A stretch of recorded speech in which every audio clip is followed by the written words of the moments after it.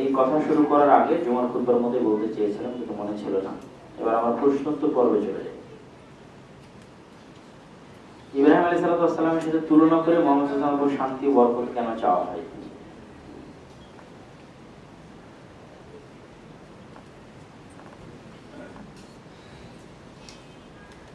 প্রথমত, ইব্রাহিম আলাইহিস সালাম রাসূল সাল্লাল্লাহু আলাইহি ওয়াসাল্লামের পিতা। দ্বিতীয়ত, ইব্রাহিম আলাইহিস সালাম অন্য আর বাকি যত দ্বীনি আসমানি ধর্ম আছে তাদের কাছে সম্মানিত। ইহুদিদের কাছেও সম্মানিত, খ্রিস্টানদের কাছে সম্মানিত। তারা মনে করে তাদেরও পিতা ইব্রাহিম বা আব্রাহাম। তৃতীয়ত, রাসূলুল্লাহ সাল্লাল্লাহু আলাইহি ওয়াসাল্লামের যে বিনয় এবং যে নম্রতা এবং ভদ্রতা, তিনি জানেন যে তিনি মাকাম মাহমুদ পাবেন। তারপরে তিনি আমাদের শিখিয়ে দিয়েছেন কি যেন আমরা আযানের পরে তার জন্য মাকাম মাহমুদের জন্য দোয়া করি। আমরা বলি না যে আল্লাহ আপনি তাকে মাকাম মাহমুদ দান করেন, আল্লাহ আপনি আমাদের নবীকে ওসিলা দান করেন। তো সে তো জানেনই তিনি পাবেন, তারপরও কেন আমাদের দোয়া করার জন্য বলতেছেন আল্লাহর কাছে যেন আল্লাহ এটা তাকে দেয়। এটাই হচ্ছে আল্লাহর সামনে একটা বান্দার আনুগত্য এবং অহংকারহীনতা এবং আল্লাহর সামনে দাসত্ব। তো এটা রাসূল সাল্লাল্লাহু আলাইহি ওয়াসাল্লাম জানেন যে তিনি ইব্রাহিম আলাইহিস সালামের চেয়ে শ্রেষ্ঠ, কিন্তু তারপরও তিনি তার নম্রতা এবং ভদ্রতার জায়গা থেকে দোয়া করতে শিখিয়ে গেছেন আমাদের, যেন আমরা দোয়া করি যে ইব্রাহিম আলাইহিস সালামকে আল্লাহ সুবহানাহু ওয়া তাআলা যে পরিমাণ রহমত এবং বরকত তার পরিবারকে যে পরিমাণ কবুল করেছে, আল্লাহ সুবহানাহু ওয়া তাআলা যেন ঠিক অনুরূপ বা তার চেয়ে বেশি মুহাম্মদ সাল্লাল্লাহু আলাইহি ওয়াসাল্লাম এবং তার পরিবার পরিজনকে করে কবুল করে। আল্লাহুম্মা দোয়া, এটা দ্বারা মান এবং সম্মানের কমতি নাই। আরবি ভাষা শেখার জন্য এমন কোন বই আছে কি? ভাষা শেখা বলতে কোনটা? পড়তে পারা না আরবি পড়ে বুঝতে পারা? আরবি যদি পড়তে পারা হয় তাহলে আসলে একাই কোনো সময় জ্ঞান অর্জন হয় না। আপনি অনলাইনে সহযোগিতা নিতে পারেন। আমরা মক্তব পরিচালনা করি, আমাদের নিজস্ব সিলেবাস আছে আরবি কোরআন শেখার জন্য, ট্রেনিং এর ব্যবস্থা আছে। এবং আগামী 7 এবং 8 নভেম্বর সালাফি কনফারেন্স রাজশাহীকে লক্ষ্য করে জাতীয় মক্তব প্রতিযোগিতা আছে। যে মক্তবগুলো আমাদের কাছে ট্রেনিং নিয়েছে সেই সমস্ত মক্তবের ছাত্ররা এই প্রতিযোগিতায় অংশগ্রহণ করতে পারবে। মাদ্রাসার ছাত্ররা না, আমাদের মক্তবের ছাত্ররা। তার মধ্যে প্রথম পুরস্কার হচ্ছে যে বাচ্চা প্রথম হবে সে এবং তার অভিভাবক অথবা তার শিক্ষকের জন্য ওমরা। বলেন আলহামদুলিল্লাহ। এই ধরনের বড় বড় পুরস্কার থাকে অন্য প্রতিযোগিতার জন্য, কিন্তু আমরা এরকম বড় পুরস্কার রেখেছি মক্তবের জন্য, যেন মানুষ মক্তবকে গুরুত্ব দেয়, মনে করে যে হ্যাঁ মক্তব বলেও কিছু আছে যেটা আমাকে দেখাশোনা করতে হবে বা যেটার যত্ন নেওয়া আমাদের উচিত। যেটা আমাদের দাওয়া ইলা আল্লাহর মূল সংগ্রাম, যে মসজিদকে আবাদ করা এবং মসজিদের দ্বীন শিক্ষাকে জীবিত করা। দ্বিতীয় পুরস্কার 50,000 এবং তৃতীয় পুরস্কার 30,000 নগদ টাকা। প্রথম পুরস্কার হচ্ছে ওমরা। শুধু ওই সমস্ত মক্তবের ছাত্ররা অংশগ্রহণ করতে পারবে যারা আমাদের কাছে ট্রেনিং নিয়েছে, যে মক্তবের শিক্ষকরা প্রায় 300+। এবং এই ট্রেনিং চলতে থাকবে। আরো সকলের জন্য এটা উন্মুক্ত, যারা চাইবে ট্রেনিং নিয়ে সিলেবাস বাস্তবায়ন করতে পারবে এবং আমরা এটা তদারকি করার চেষ্টা করি।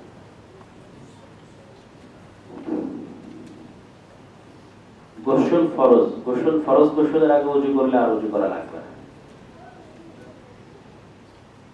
আমার বাচক নামাজ পড়ে সিয়াম পালন করে, কিন্তু টাকার অভাবে অন্যের টাকা মেরে নেয়।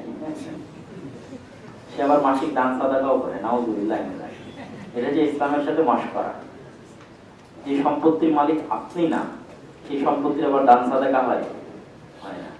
আর যে সম্পত্তি আপনি জোরপূর্বক দখল করেছেন, এটা তো তার সম্পত্তি। এটা তাকে ফেরত না দিলে এই কারেন্সি কি আমাদের মাঝে গুনাহ আর নেকিতে পরিণত হবে। তখন তার টাকাও থাকবে না, ডলারও থাকবে না। তখন কারেন্সি এক্সচেঞ্জ হবে, প্লাস মাইনাস হবে, যেটা বক্তব্য বলেছি কি দিয়ে? গুনাহ আর নেকি দিয়ে।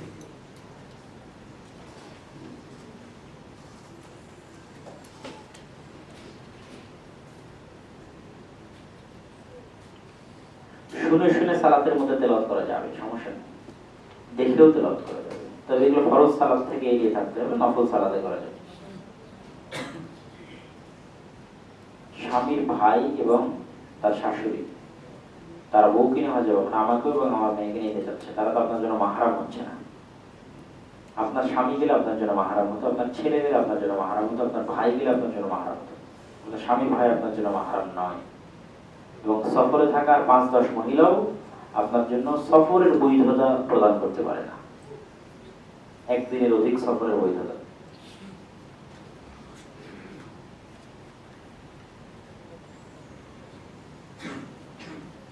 মৃত ব্যক্তির পক্ষ থেকে কোনো কুরবানি হয় না। মৃত ব্যক্তির পক্ষ থেকে কুরবানি দিলে কি করতে হবে জিজ্ঞেস করেছেন।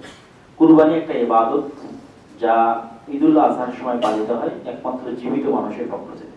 আপনি এটা বলতে পারেন যে মৃত ব্যক্তির নামে আমি কিছু সাদকা করতে পারি কিনা, যে আমি একটা মৃত ব্যক্তির নামে একটা খাসি একটা ঈদখানায় দিয়ে দিলাম, সেটা তো কোনো সমস্যা নেই, কিন্তু এটা সাদকা, ওটা গরিব মিসকিনের খাবার, ওটা কিন্তু আবার আত্মীয় স্বজন বা নিজেদের মধ্যে বা ধনী মানুষ এই তাদের অংশগ্রহণ যেন না থাকে, শুধু যারা সাদকার হকদার তাদের জন্য দেওয়া যেতে পারে, যেমন এতিমখানা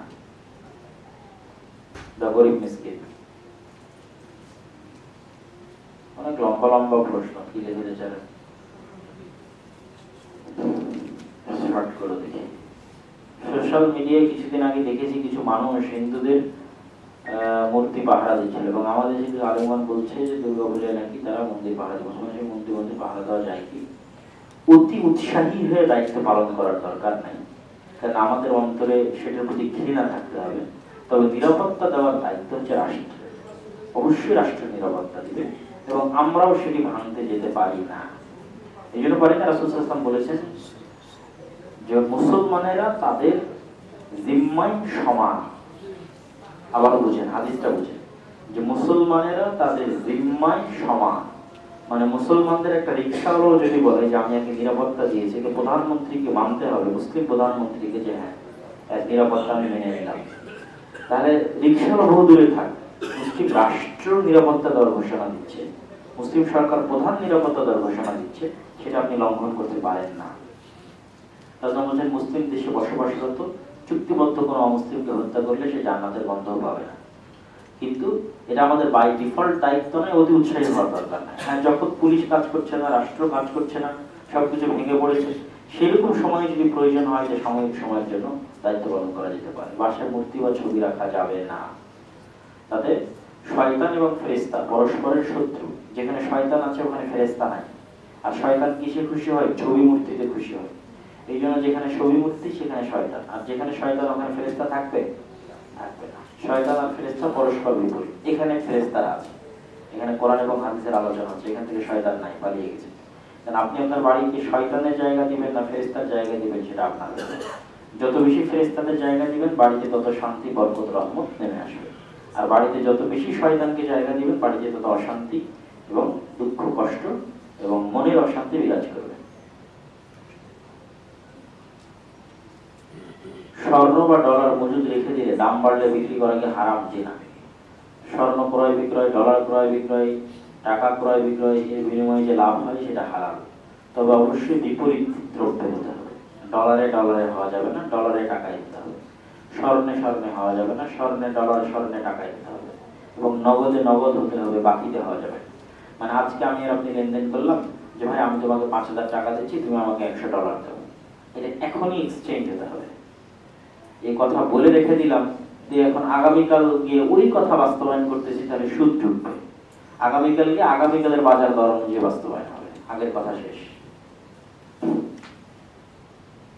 নামাজের সময় মনে অনেক ধরনের চিন্তা আসে।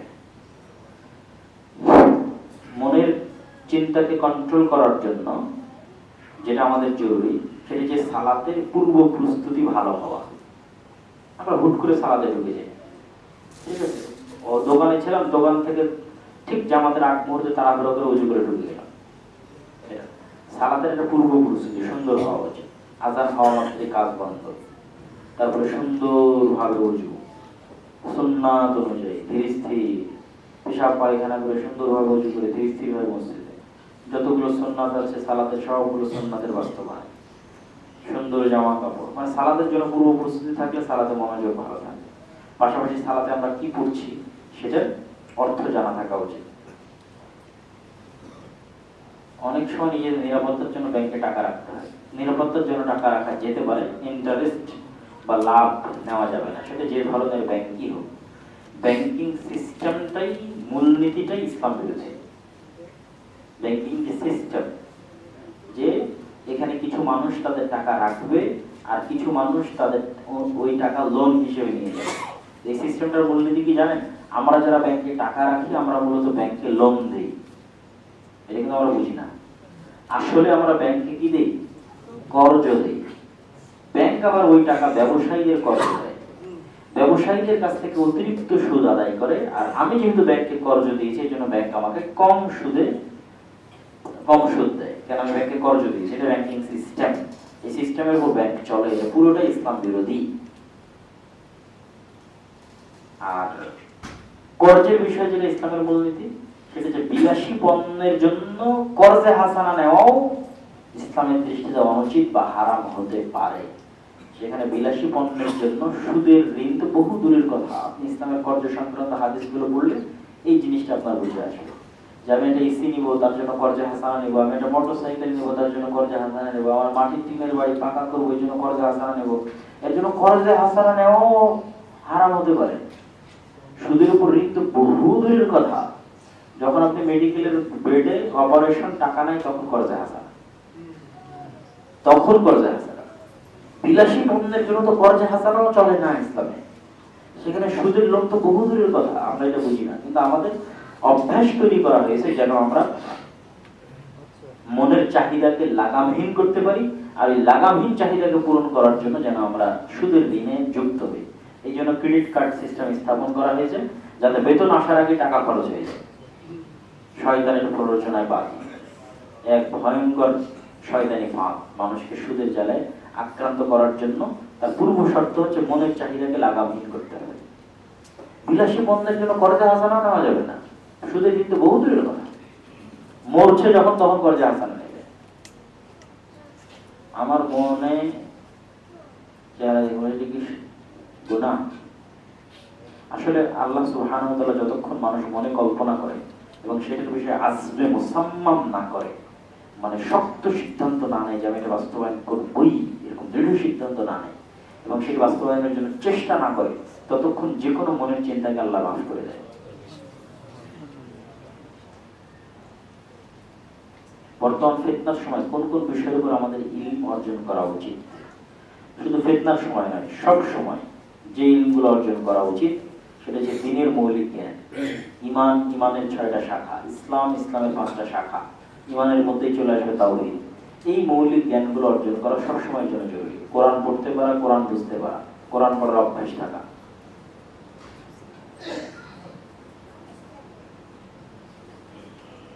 যারা নামাজ পড়ে, সিয়াম রাখে কিন্তু দাড়ি রাখে না, তাদের ক্ষেত্রে কি বলবেন? নসিহত করতে থাকতে হবে যে রাসূলুল্লাহ সুন্নাত। মূলত তারা মুসলিম আইডেন্টিফিকেশনকে ভয় পায়। যারা দাড়ি রাখে না সালাত এবং সিয়াম পালনের পরও এরা মুসলিম আইডেন্টিটিকে ভয় পায়। তাদের মধ্যে হীনম্মন্যতা কাজ করে, হেজিটেশন কাজ করে। তার দ্বীনের উপর তার শক্ত আস্থা নাই, তার নবীর সুন্নাতের উপর তার শক্ত আস্থা নাই। সে মনে করে মানুষে কি বলবে, লোকে কি বলবে, আমাকে এইটা হতে পারে, আমার এইটা হতে পারে। তো তার নিজের দ্বীন এবং নিজের নবীর আদর্শের উপর শক্ত বিশ্বাস না থাকার কারণে তার মধ্যে মুসলিম আইডেন্টিটি এবং মুসলিম পার্সোনালিটি তৈরি হয়। কিন্তু এই জায়গায় ইহুদিরা হচ্ছে সবচেয়ে বিপরীত। ইহুদিদের আর কিছু থাকার না থাক, ওদের যেটা নিজস্ব আদর্শ আছে সেটার উপর পাহাড় সম দৃঢ় বিশ্বাস। দুনিয়া কি বললো তাদের তার পরোয়া করে না। এই জন্য মুসলমানদের মধ্যে যত পার্সেন্ট মানুষ দাঁড়িয়ে রাখে, ইহুদিরা তার চেয়ে বেশি পার্সেন্ট দাঁড়িয়ে রাখে। ইহুদিরা 90% জন দাঁড়িয়ে রাখে, মুসলমানেরা 10% জন দাঁড়িয়ে রাখে। পার্থক্য কি? মুসলমানদের মধ্যে মুসলিম আইডেন্টিটি নিয়ে ভয় আছে, না জানি অমুক কি বলে, চাকরি হবে না, জঙ্গি বলবে, দাহশত হবে। আর এই মুসলিম আইডেন্টিটি নিয়ে তাদের যে ইহুদি আইডেন্টিটি নিয়ে তারা দ্বিধা করে না। মরবো তো এরকমই মরে যাবো, থাকলে থাকবো, না থাকলে না থাকবো। তার কথা হচ্ছে শুধু সালাত সিয়াম দেওয়া হবে না, আপনার মুসলিম আইডেন্টিটি মজবুত করতে হবে। রাসূল সাল্লাল্লাহু আলাইহি ওয়াসাল্লামের আদর্শের প্রতি বিশ্বাস এবং ইসলামের প্রতি বিশ্বাস দৃঢ় করতে হবে। দেন আপনি ওই যে বললাম না মাজা শক্ত, আপনি নিজেরও মাজা শক্ত হবে, আপনার পরবর্তী বংশধরেরা হবে, নাহলে গোলামি থাকতে হবে। নামাজরত ব্যক্তি রাসূল সাল্লাল্লাহু আলাইহি ওয়াসাল্লামের হাদিস অনুযায়ী যেখানে সিজদা দিবে, সেই সিজদা থেকে ছাগল অতিক্রম করবে এরকম একটা দূরত্ব, যেটাকে আমরা 1 বা 2 হাত এরকম ধরতে পারি, বা আরেকটা আইডিয়া করতে পারি যেই দূরত্ব দিয়ে গেলে সালাত আদায়কারী ডিস্টার্ব হবে না, সেই দূরত্ব দিয়ে সুতরা ছাড়াই অতিক্রম করা যায়। যে দূরত্ব দিয়ে গেলে যেমন ওইখানে একজন সালাত আদায় করতেছে, আমি হয়তো এই দিক দিয়ে অতিক্রম করলাম, ওনার দৃষ্টি এত দূর আসার কথা নয়, ওনার দৃষ্টি থাকার কথা কোথায়? সিজদা, এবং সিজদা থেকে নিকটবর্তী অঞ্চলে। তো তার যেন সালাতে ডিস্টার্ব না হয় এই জন্যই তো যেতে নিষেধ করা। আর এই গুনাহটা তখন সবচেয়ে বড় হয় যখন আর সিজদার সীমানার মধ্যে দিয়ে ক্রস করে, তখন আল্লাহ নবী যুদ্ধ শুরু করার আদেশ দিয়েছে যে কেউ যদি সালাত আদায়কারী সিজদার সীমানার মধ্যে দিয়ে ক্রস করে তাহলে নামাজ বাদ দেওয়ার সাথে কি করতে হবে? মারামারি লেগে যেতে হবে, ওকে যেতে দেওয়া যাবে না, ওর সাথে গন্ডগোল শুরু করতে হবে, কেন সে এই দিকে যাচ্ছে। আর সূত্রা ব্যবহার করে, সূত্রা আপনি দিবেন এটা নয় যে সালাত শুরু করেছে সে দিবে, পরবর্তী একজন আসবে এসে তার সামনে সূত্রা দিবে, কৌশল অবলম্বন করে চলে যাবে, না ইসলাম। জেনারেল লাইন থেকে দিন পালন করা কঠিন হয়ে পড়েছে। ফ্রেন্ড সার্কেল সালাত আদায়কারী সৎ ন্যায় পরায়ণ ফ্রেন্ড সার্কেল দেখেন, বন্ধুত্বর যাদের সাথে উঠা বসা হয় তারা যেন অন্তত মসজিদ মুখী হয়, তাহলেই সহজ হবে ইনশাআল্লাহ।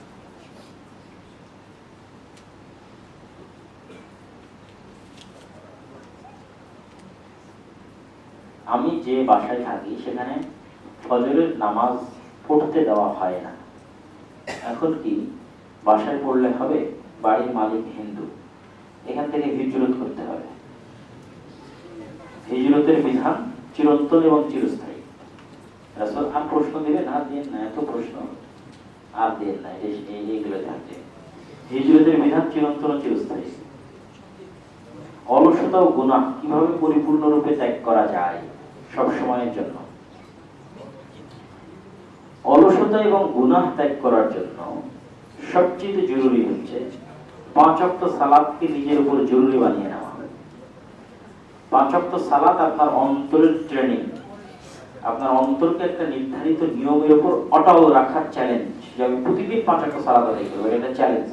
এটা যতবার লঙ্ঘন হবে ততবার অলসতার জন্য লঙ্ঘন হবে, মনের দুর্বলতার জন্য লঙ্ঘন হবে, মন আপনার কন্ট্রোলে নাই এই জন্য লঙ্ঘন হবে। যেহেতু মন আপনার এতটুকু কন্ট্রোলে নাই যে আপনি 5 ওয়াক্ত সালাত আদায় করবেন, তাহলে সে মন আপনাকে গুনাহ করাবে, এই কথাই ঠিক। তাহলে ফার্স্ট চ্যালেঞ্জ হতে হবে 5 ওয়াক্ত সালাত, অন্তত টানা 40 দিন জামাতের সাথে। কিভাবে একজন ভালো বন্ধু লেখা, ভালো বন্ধু বানানো, চেনা বা বানানো যায়? মসজিদমুখী, 1 নম্বর শর্ত হচ্ছে মসজিদমুখী। কোরআন এবং হাদিস বুঝার জন্য ভালো প্রতিষ্ঠান কি? আমাদের যেটা দাওয়াইল্লাহর কোর্স চলে 20 দিনের জন্য, এটা কোরআন হাদিস আপনি আরবি পড়ে বুঝবেন এটার জন্য না, সকল জেনারেল শিক্ষিত ভাইদের জন্য আমাদের 20 দিনের একটা কোর্স চলে, যেটা 4র্থ ব্যাচ, হয়তো আজকে শেষ হলো বা গতকালকে শেষ হয়েছে। এটাতে কোরআন বিশুদ্ধভাবে পড়া এবং ইসলামের মৌলিক জ্ঞান, ইমানের 6টা শাখা, ইসলামের শাখা, দৈনন্দিন দোয়া, ঠিক আছে, দোয়াগুলোর অর্থ, দৈনন্দিন আদব, এটা করলে এটা বলতে হয়, এটা করলে এটা করতে হয়, পরিবেশ, উঠা বসা, সবকিছু আদব। একটা মুসলিমের চলতে যে ফরজে আইন জ্ঞান লাগবে সেটাই 20 দিনের কোর্সে দেওয়া হয়। এটা সবার জন্য ফ্রি।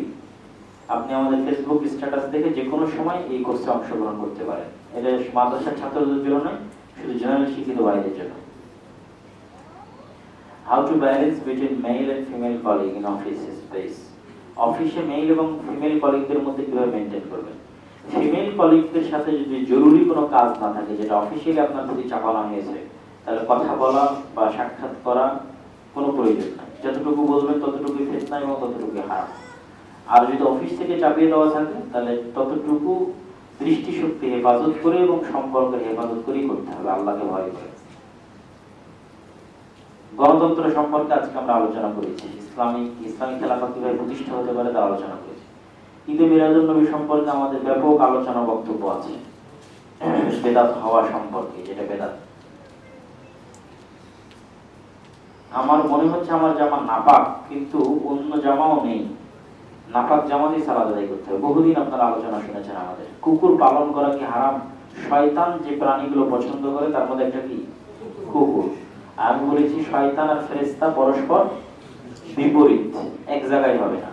তাহলে আমি চাইবো কি যে আমার সাথে এবং আমার বাসায় সবসময় ফেরেশতা থাকুক না শয়তান থাকুক? ফেরেশতা থাকুক। তো ফেরেশতার জন্য আমি যত অ্যাক্সেস ওপেন করতে পারবো তত ভালো। সালাম দিয়ে বাড়িতে প্রবেশ করা, সালাম দিয়ে বের হওয়া, সালাত আদায় করা, কোরআন তেলাওয়াত করা, বাড়িতে মাগরিবের পর ফজরের পর কোরআন তেলাওয়াত করা, বাড়িতে ছবি মূর্তি না রাখা, এগুলো সব কাকে অ্যাক্সেস দিবে বাড়িতে আসার জন্য? ফেরেশতাকে অ্যাক্সেস দিবে। তাহলে ফেরেশতা যত বেশি পরিমাণে বাড়িতে আসবে ওই পরিমাণে বাড়ি বরকত এবং রহমতে পরিপূর্ণ থাকবে।